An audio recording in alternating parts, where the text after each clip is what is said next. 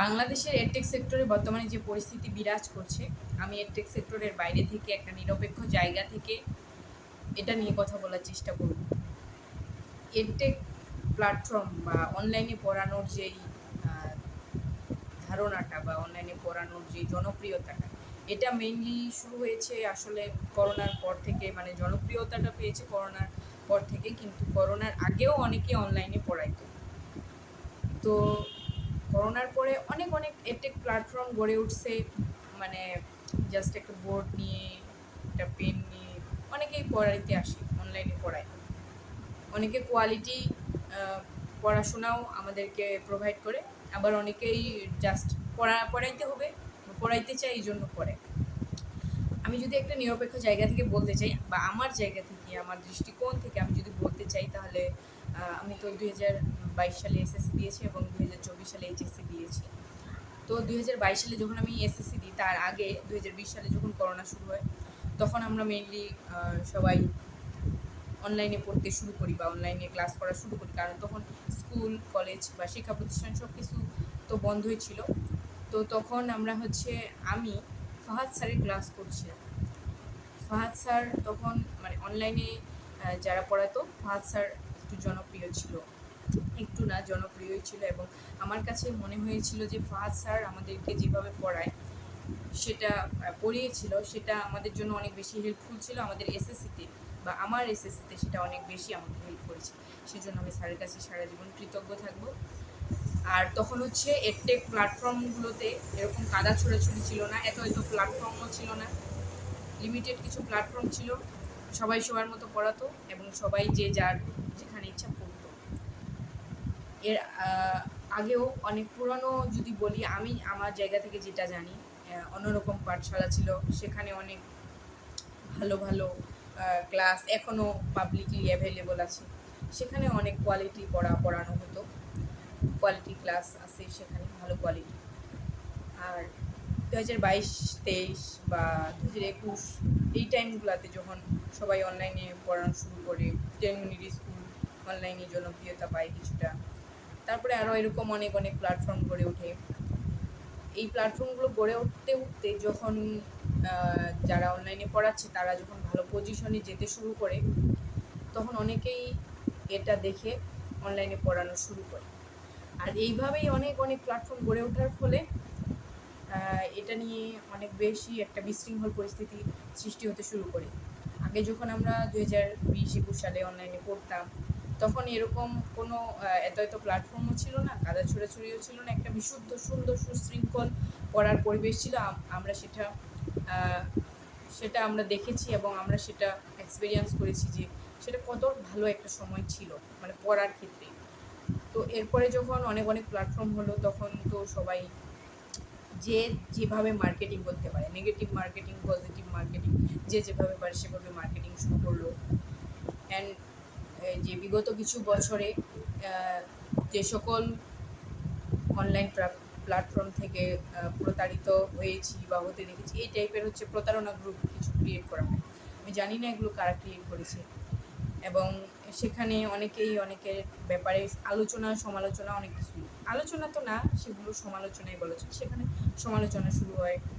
তো সেই সমালোচনার মাঝে পুরো এডটেক সেক্টরটা বা অনলাইন পড়াশোনার সেক্টরটাকে টক্সিক একটা এনভায়রনমেন্ট ক্রিয়েট করা হয়েছে। এবং এখানে আমি যাদের যাদের ক্লাস করেছি অনলাইনে, যারা যারা পড়েছে, তাদের আমি আমার জায়গা থেকে সেটা একটা রিভিউ দেওয়ার ট্রাই করি। অনলাইনে মূলত এখন বেশি জনপ্রিয় হচ্ছে, যদি আমি অ্যাডমিশন সেক্টরে বলি, উদ্ভাস আছে, তারপরে এসিএস আছে, মেডিকো, রেটিনা, এগুলো তো মেডিকেলের। আরও অনেক অনেক প্ল্যাটফর্ম আছে, ফোকাস, আরও অনেক প্ল্যাটফর্ম আছে, যেগুলো আবার অফলাইন অনলাইন দুইটাই আছে। তো অনলাইনে সায়েন্সের ক্ষেত্রে এসিএসটা একটু জনপ্রিয়, উদ্ভাসও জনপ্রিয়।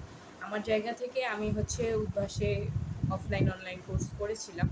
তো আমার কাছে মনে হয়েছে যে তাদের ওখানে পড়ানোটা প্রপার এবং ম্যাটেরিয়ালসও যথেষ্ট না, আমি বলবো যে সেইখানে যেভাবে পড়ানো হয় বা ম্যাটেরিয়ালস যতগুলো দেওয়া হয়, সেগুলো যদি খুব ট্যালেন্টেড স্টুডেন্ট না হয় তাহলে তার পক্ষে কভার করা খুব খুব টাফ একটা বিষয় হয়ে যায়। আর যদি এভারেজ স্টুডেন্ট হয় তাহলে তার জন্য এইসব ম্যাটেরিয়ালস এবং পড়া এগুলো সে কভার করতে নাও পারে, এটা এখন তার ব্যর্থতাও হতে পারে। আরেকটি বিষয় যেটি হচ্ছে যে উদ্ভাসের অফলাইনের ক্ষেত্রে আমি যেটি বলবো যে সেখানে এক এক দিন এক এক টিচার ক্লাস নেয়, তো সেই জায়গায় একটা প্রপার গাইডলাইনের অভাব থাকে। মানে গাইড করার জন্য কিন্তু নির্দিষ্ট একজনের প্রয়োজন হয়, নির্দিষ্ট একজন না থাকলে এক এক দিন এক এক মানুষ আসলে তার সাথে খাপ খাওয়াতে আমাদের অনেকটা টাইম চলে যায় এবং সেখানে আমরা একটা বিপর্যস্ত অবস্থায় পড়তে পারি। এটাই মনে হয়েছে আমার উদ্ভাসের কাছে। এবং তোমরা আরও অনেকের কাছ থেকে রিভিউ নিতে পারো।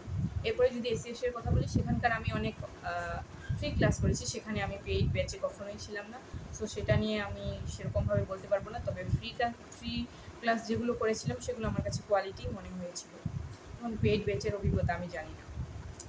এরপরে যদি আমি বলি যে আর্ট, তো আমি যেহেতু সায়েন্স ব্যাকগ্রাউন্ডে ছিলাম আর আমি ভার্সিটি প্রিপারেশন নিয়েছিলাম, আমি মেডিকেল সেক্টরটা সেরকমভাবে বলতে পারবো না।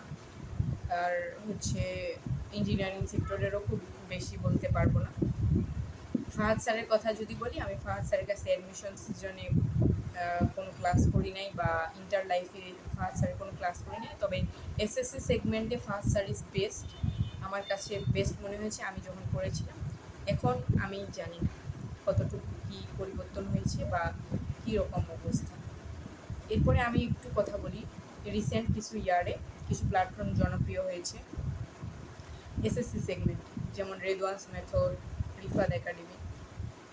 এগুলোর কথা যদি আমি বলি তাহলে আমি বলবো যে এগুলো ক্লাস আমি কখনোই করিনি। তবে রিসেন্ট যে রিফাত একাডেমি থেকে যে ভাইরালটা হয়েছে সেটা নিয়ে যদি আমি একটু বলি, সেখানকার ভিডিও ক্লিপগুলো দেখলে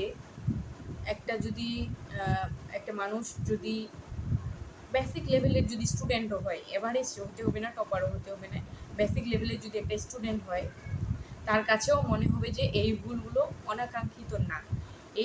যেই ভুলগুলো রিফাত একাডেমির রিফাত ভাইয়া, আমি জানি না তিনি জানায় অজানায় কীভাবে করেছেন, কিন্তু সেই ভুলগুলো একজন বেসিক স্টুডেন্টেরও হওয়ার কথা না। ভিডিও ক্লিপগুলো যদি আমরা নিরপেক্ষ জায়গা থেকে নিরপেক্ষ দৃষ্টিকোণ থেকে দেখার ট্রাই করি, তাহলে সেই ভুলগুলো কখনোই একটা বেসিক লেভেলের স্টুডেন্টেরও করার কথা না। এসএসসি লেভেলে, তাও আবার এসএসসি সেগমেন্টে খুবই ইজি কিছু জিনিস যেটা ভুলের মধ্যেই পড়ার কথা না, সেটা এমনভাবে ভুলটা হচ্ছে, মানে সেটা বোঝাই যাচ্ছে যে একটা না জানার জায়গা থেকে এই ভুলগুলো করা হচ্ছে। আমার একটা রিকোয়েস্ট থাকবে ওনার কাছে যে আপনি যদি সব সাবজেক্টে এক্সপার্ট না হন, বা আপনি যদি সব সাবজেক্ট পড়াতে না পারেন, তাহলে আপনি যে সাবজেক্টে এক্সপার্ট শুধু সেইটা নিয়ে আগান, অন্য সাবজেক্টের জন্য এক্সপার্ট টিচার রাখেন। এবং আপনার যেহেতু প্ল্যাটফর্মে স্টুডেন্ট অনেক বেশি, আপনার চ্যানেলের সাবস্ক্রাইবারও অনেক বেশি, সো সেই জায়গা থেকে আমার মনে হয় না আপনি কোয়ালিটি টিচার রাখলে আপনার খুব বেশি ক্ষতি হয়ে যাবে। শুধু আমি না, আমার মতো আরও অনেকেই হয়তো বা আপনাকে এই অ্যাডভাইস দিয়েছে, কিন্তু যেটা আমার কাছে মনে হয়েছে যে স্টুডেন্টদের ক্ষতি হয়েছে অনেক বেশি। কারণ এখনকার স্টুডেন্টরা ওয়ান শট ক্লাস বা পরীক্ষার আগের দিন ক্লাসটাতে খুব বেশি মানে ঝুঁকে পড়ছে, এবং তারা সারা বছর পড়াশোনা না করলেও ইম্পর্ট্যান্স দিচ্ছে পরীক্ষার আগের দিনের বা পরীক্ষার একদিন আগের যে ক্লাসগুলো থাকে সেগুলোতে। তো সেই ক্লাসগুলোতে যদি আপনার অসংখ্য ভুলে ভরা থাকে, আর তারা যদি ওইটা আমলে নিয়ে পরীক্ষা দিতে যায়, তাহলে তাদের যেই ফিউচারটা, তাদের যেই লাইফে যে একটা অনেক বড় ইম্প্যাক্ট করতেছে, এই দায়ভার কিন্তু আপনার নিতে হবে। এটা অস্বীকার করার কিছু নেই। আপনি ভুল করে ক্ষমা চাইলেন, কিন্তু তাদের লাইফ তো চেঞ্জ হবে না। তারা যেই ভুলের শিকার হয়েছে, তারা যেই পরিস্থিতির শিকার হয়েছে, সেটা কিন্তু চেঞ্জ হবে না। তারা পরীক্ষার খাতায় যা লিখে এসেছে সেটা এখন চেঞ্জ করা সম্ভব। সো আপনি এখন থেকে সাবধান হয়ে যদি এইটা চেঞ্জ করতে পারেন, সব সাবজেক্ট না পড়িয়ে যদি আপনি আপনার মতো করে টিচার রাখতে পারেন, তাহলে বেস্ট হবে আমার মনে হয়।